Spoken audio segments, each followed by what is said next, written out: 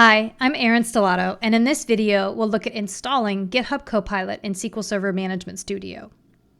I've downloaded the SSMS installer, vs_ssms.exe, and then we kick that off, which launches the Visual Studio installer, which is the modern installation app that we have now for Management Studio, starting with SSMS 21.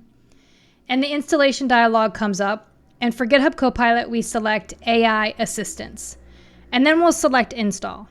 Now, obviously, if there are other workloads or components that you want to have as part of your SSMS installation, you would go ahead and select those and then select Install.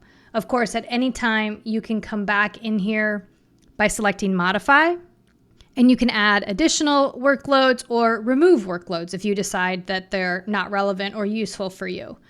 Once this installation completes, and I did speed it up a little bit, you'll see that we have the latest release, 22.7, installed. In the next video, we'll look at authenticating for GitHub Copilot. Thanks for watching.